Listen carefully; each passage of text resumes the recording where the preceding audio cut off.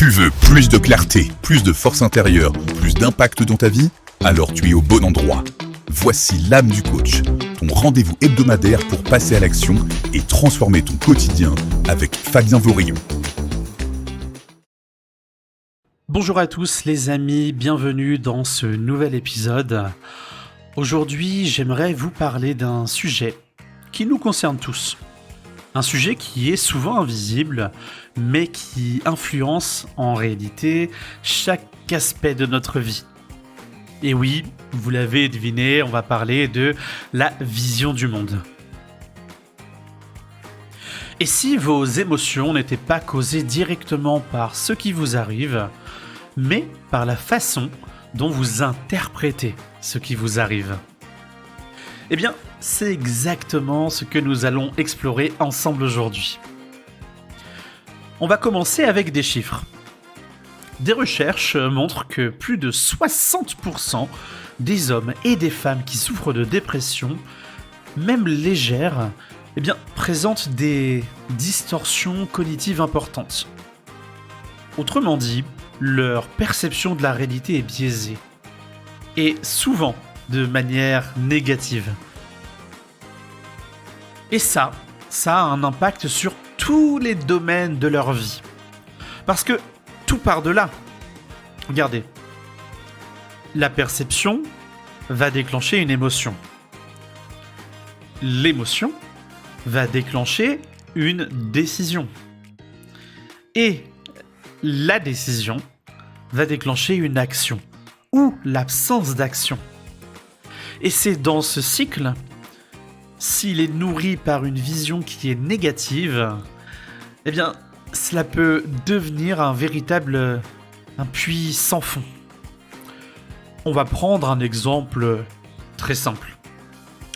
Une critique au travail. Je pense que l'on en a tous déjà eu, moi le premier. Quand une personne reçoit une critique, elle peut se dire « je suis nul, je ne vaux rien ». Et elle peut se sentir détruite. Tandis qu'une autre peut penser « Ok, c'est un feedback, et je vais progresser ». Qu'est-ce que l'on remarque, les amis, ici ? Que l'événement, c'est le même. Mais c'est la perception qui va absolument tout changer. Alors, qu'est-ce que c'est une distorsion cognitive ? La distorsion cognitive, c'est une erreur de pensée. Une manière biaisée de percevoir le monde qui nous entoure et donc la réalité. Les personnes en dépression qui en souffrent voient souvent le monde de façon négative à 3 niveaux. Le premier niveau, c'est leur perception d'eux-mêmes. Arrive ensuite le deuxième niveau qui est la vision des autres et de l'environnement. Et enfin, le troisième niveau tant attendu, leur vision du futur. On va prendre l'exemple de Julie. Julie, elle traverse une période difficile. Elle pense qu'elle n'est pas digne d'être aimée, vision de soi, que ses collègues sont égoïstes et qu'ils ne la comprennent jamais, vision des autres, et qu'elle ne sera jamais heureuse, vision du futur. Ces pensées automatiques vont venir enclaver, conditionner ses émotions et ses comportements sans même que la pauvre Julie s'en rende compte. Et c'est là que le rôle du coaching, en réalité, prend toute son importance. C'est aider à faire évoluer la vision de soi, la vision des autres et la vision du futur. Maintenant que l'on sait ce que c'est une distorsion cognitive et le cycle que cela crée, comment est-ce qu'on va pouvoir venir casser ce cycle ? La réponse, elle est toute trouvée. Grâce à la métacognition. Et oui, la clé, c'est de devenir métacognitif. Alors, qu'est-ce que ça veut dire métacognitif ? Tu dis ça, c'est gentil, mais on comprend pas.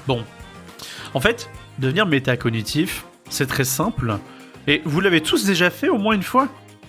C'est apprendre à réfléchir à sa propre façon de penser. Allez, je vais vous donner un outil qui est très puissant. Ça s'appelle les fiches d'auto-évaluation de Beck. On va prendre un petit miroir et puis on va aller décortiquer chacun de nos comportements. Allez, on va reprendre Julie. Donc Julie, après une critique au travail, elle va décortiquer ce qui s'est passé. Dans un premier temps, on va voir la situation. Eh bien, la situation, elle reçoit une remarque. Ensuite, on avait parlé de l'émotion. Ici, on va dire que l'émotion, c'est la tristesse. Et c'est là où c'est important de jauger sa tristesse. Ici, on va dire qu'elle était à 8 sur 10. Julie était très triste. Et rappelez-vous, on avait dit aussi la pensée automatique. Ici, Julie nous disait « Je ne vaux rien ». Eh bien, après cela, on va aller chercher une pensée rationnelle. Et ici, la pensée rationnelle, bien évidemment, c'est une critique. Ne définit pas qui je suis. Et oui, les amis, une critique ne définit pas qui vous êtes. Eh bien, le résultat, grâce à cette auto-évaluation, ce regard dans le miroir, c'est quoi ? Eh bien, sa tristesse va baisser d'intensité. Elle va prendre donc de la distance et du recul. Qu'est-ce que l'on voit ? Eh bien, que ce n'est pas que psychologique. C'est aussi neurologique. Vous savez, quand une pensée négative s'active dans votre cerveau, c'est pas tout le cerveau qui va être concerné par cela. C'est l'amygdale. C'est la zone du cerveau qui est liée au stress et à la peur qui va prendre le contrôle. On va prendre une image. Vous êtes dans un champ, vous photographiez les papillons. Oui, vous adorez les papillons. Et soudain, vous voyez un taureau immense, vous voyez les veines sur son corps, le taureau est très musclé, il a vraiment envie d'en découdre, vous voyez qu'il vous fonce dessus. Eh bien, à ce moment-là, votre cerveau, il va débrancher la réflexion. Croyez-moi, vous allez lâcher l'appareil et vous allez vous mettre à courir. Eh bien, ce réflexe-là, c'est l'amygdale qui vous a sauvé. Donc, vous voyez, le rôle de l'amygdale, il est primordial, mais dans des situations de survie. Mais par contre, en cas de stress chronique, eh bien, c'est le même mécanisme qui se répète. Même quand il n'y a pas de taureau. On est d'accord pour dire que la critique, ce n'est pas un taureau sous testostérone qui nous fonce dessus. Et en fait, ce stress chronique, c'est ça qui va causer cette fatigue mentale. Bon, passons aux bonnes nouvelles. Ben, la bonne nouvelle, c'est qu'en réévaluant nos pensées et en les remplaçant par des pensées qui sont plus rationnelles, on va diminuer l'activation de l'amygdale et réactiver notre cortex préfrontal, qui est la partie du cerveau qui nous aide à réfléchir et à garder notre calme. Pour aller plus loin, on va prendre 2 autres petits cas concrets. Voyons le cas d'Aurélie, qui est consultante dans la mode. Aurélie, elle a besoin de l'approbation de ses collègues pour se sentir valable et à la hauteur. Eh bien, figurez-vous qu'à la moindre critique, son amygdale, elle s'emballe. Elle ressent alors une anxiété intense. Elle ne sait pas dire de quoi ça vient.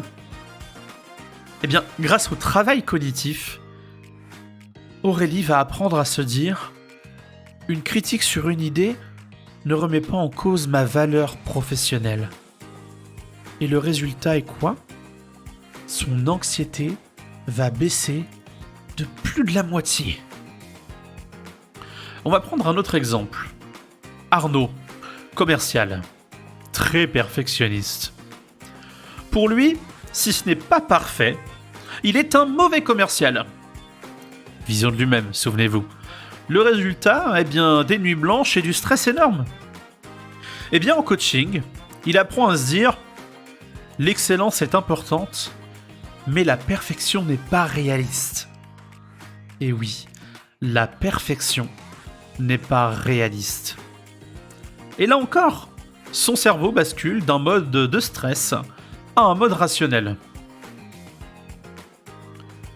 Alors, comment appliquer ça au quotidien ? Je vous ai préparé une petite liste de quelques outils qui sont très simples à utiliser. Premièrement, vous avez ce magnifique outil qui peut vraiment être utilisé dans toutes les situations, à n'importe quel moment, c'est le journal de gratitude, afin de reprogrammer son cerveau à voir le positif. Comment ça va fonctionner ? Tous les jours, vous allez aller trouver les situations de votre vie et vous allez trouver dans ces situations des éléments pour lesquels vous avez de la gratitude. Vous allez acheter une baguette à la boulangerie et si vous êtes bien servi par une personne souriante et dynamique et qui est content de recevoir un client comme vous, ayez de la gratitude envers cette personne. Et ça s'applique dans tous les domaines de votre vie. Ensuite, le deuxième outil, vous avez la visualisation. Un outil très puissant. Cet outil va vous permettre de vous ancrer dans des perspectives plus sereines. Vous avez un événement stressant dans votre vie qui arrive ? Visualisez vos dernières vacances à la plage, les pieds dans l'eau, avec ce vent salé qui passait dans vos cheveux. Ou alors, voyez votre enfant rire lors du spectacle de fin d'année. Vous voyez, ce sont ces moments-là qu'il faut ancrer pour avoir une vie plus sereine.